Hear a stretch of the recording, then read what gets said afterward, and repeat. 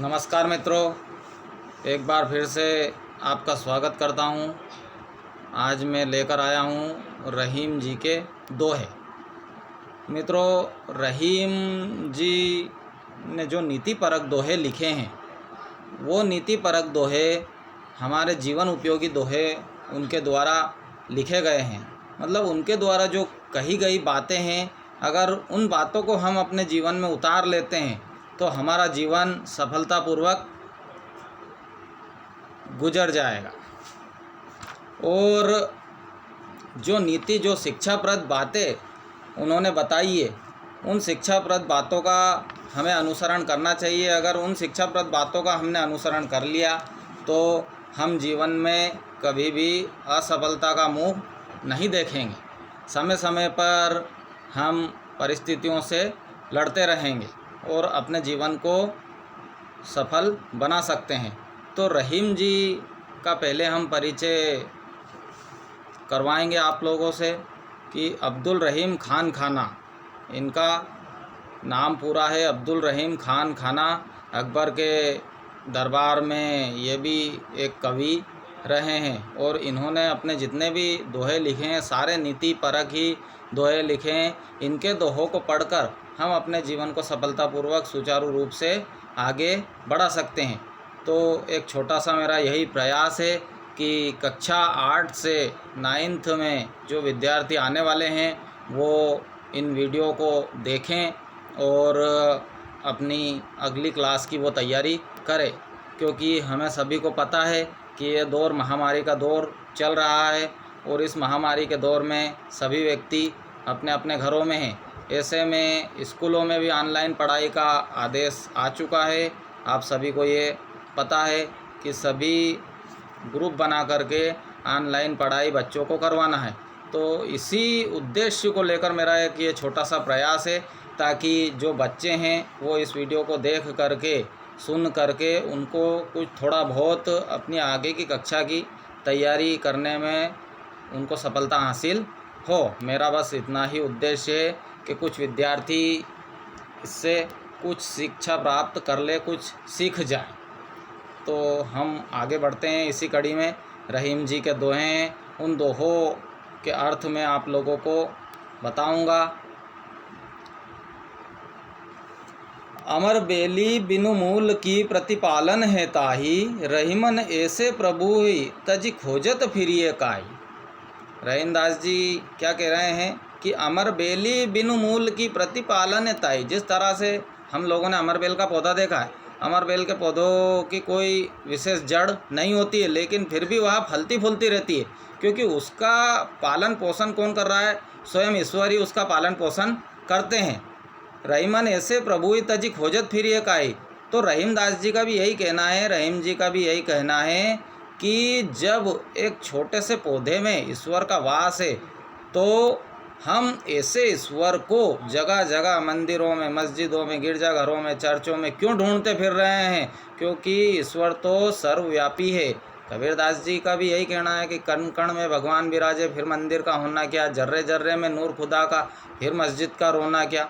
तो कहने का तात्पर्य यही है कि ईश्वर सर्वव्यापी है, सभी जगहों पर व्याप्त है। तो ईश्वर को हमें खोजना नहीं चाहिए। ईश्वर को हमें इधर उधर मंदिर मस्जिदों में, देवालयों में खोजना व्यर्थ है। दूसरा दोहा है हमारा, रहीम चुप है बैठी है देखी दिनन को फेर, जब नीके दिन आइए बनत न लागी देर। रहीम दास जी ने इसमें बहुत अच्छी बात बताई है। रहीम ने बताया है, रहीम दास जी ने, कि व्यक्ति को दिनों का फेर यानी कि अच्छे और बुरे दिनों को देख करके उसको चुपचाप अपने घर पर ही बैठ जाना चाहिए। अगर व्यक्ति का समय अच्छा चल रहा है तो उसको अपने कार्यों को अंजाम देना चाहिए, और अगर व्यक्ति का समय खराब है तो उसको चुपचाप अपने घर पर ही बैठ जाना चाहिए। इसी के आधार पर इस दोहे की रचना उनके द्वारा की गई है। उनका कहना है कि रहीम चुप है बैठी है देखी दिनन को फेर, कि अपने अच्छे और बुरे दिनों को देखकर हमें चुपचाप बैठ जाना चाहिए। जब नीके दिन आइए बनत न लागी देर, और जब अच्छे दिन हमारे आते जाएंगे तो हमारे सारे काम बनते चले जाएंगे। और अगर हमारा समय खराब चल रहा है तो हम खराब समय में अगर कोई शुभ कार्य भी करेंगे तो वह शुभ कार्य भी हमारा बिगड़ जाएगा। इसीलिए उन्होंने समय के फेर वाली बात इन दोहों में बताई है। अब तीसरा है हमारा कि खीरा सिरते काटिए मलियत लोन लगाए, रहीमन कड़वे मुखन को चाहियत यही सजाए।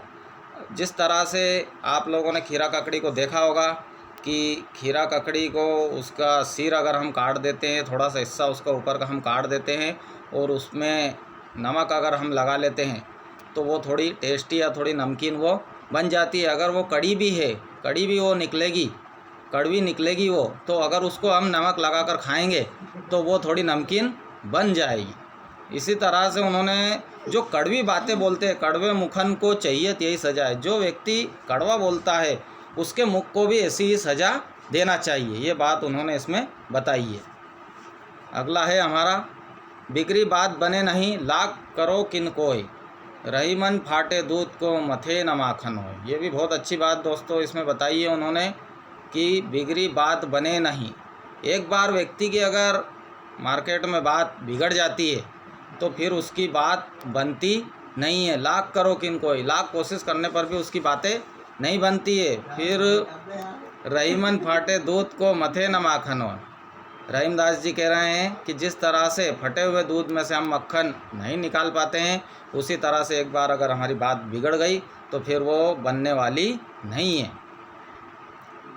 इसी तर्ज पे आगे हमारा एक और दोहा है दोस्तों, काच परे कछु और है काच सरे कछु और, रहीमन भंवरी के भय नदी सिरावत मोर। इसमें व्यक्ति के बारे में बताया है कि काम पड़ने पर व्यक्ति कैसा हो जाता है और काम निकलने पर व्यक्ति किस तरह का व्यवहार करता है।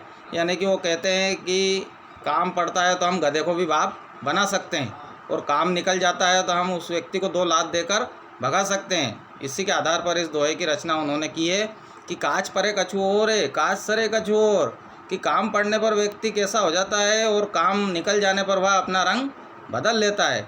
रहीमन भंवरी के भयो नदी सिरावत मोर। जिस तरह से भंवरी यानी भंवर पड़ना यानी कि फेरे, जिस तरह से जो दूल्हा रहता है, आप लोगों ने देखा है कि जब बारात जाती है दूल्हे की तो भंवर जब तक उसके नहीं पड़ते हैं, भंवर का मतलब है फेरे, जब तक उस व्यक्ति के फेरे पूरे नहीं होते हैं तब तक वो क्या करता है कि अपना जो मोर मुकुट उसने पहन रखा है, अपने गले में जो मालाएं उसने डाल रखी है, उन मालाओं को उस मुकुट को वो संभाल कर रखता है। और जैसे उसके पूरे फेरे हो जाते हैं और बारात जब लेकर के घर पे आते हैं वापस, तो वो कहीं भी नदी या तालाब देख कर के वो हार फूल वगैरह सब उसमें उड़ेल देता है, उनको खमा देता है। अपने गांव की भाषा में हम कहेंगे खमाना।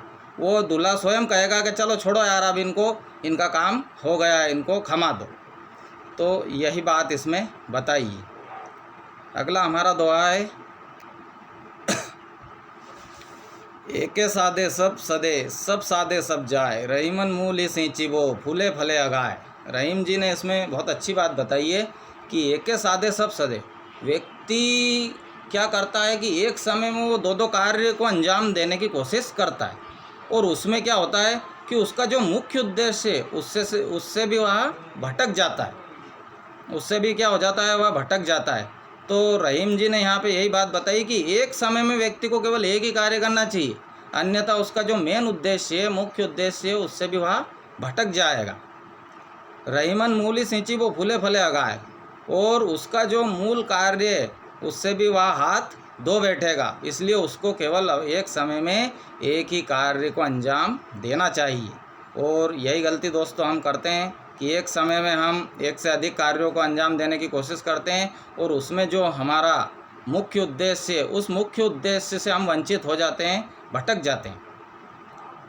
इसी तर्ज पे हमारा अगला दोहा देखिए आप, कदली सी भुजंग मुख स्वाति 1 गुण 3, जैसी संगति बैठी है तेसोई फल दिन। अब इसमें संगति के असर की बात बताई कि कदली सी भुजंग मुख स्वाति 1 गुण 3, जैसी संगति बैठी है तेसोई फल दिन। कि कदली यानी कि केले का फल, केला, और सीप यानी सीपी, और भुजंग मुख यानी कि सांप का मुख, स्वाति 1 गुण 3, स्वाति नक्षत्र की बूंद के बारे में इसमें बताया दोस्तों कि स्वाति नक्षत्र की बूंद जिसे चातक पक्षी ग्रहण करता है, और यह स्वाति नक्षत्र की एक बूंद हिमालय पर्वत पर ही जो चातक पक्षी रहता है, और वहाँ ऊपर से जो पानी गिरता है आसमान में से जो वर्षा होती है उसकी एक बूंद, स्वाति नक्षत्र की एक बूंद वो चातक पक्षी ग्रहण करता है। तो जिस तरह से कदली, सीप, भुजंग, मुख, स्वाति एक बूंद तीन, यानी कि स्वाति नक्षत्र की बूंद तो एक है लेकिन वह 3 जगहों पर अलग अलग गिरेगी।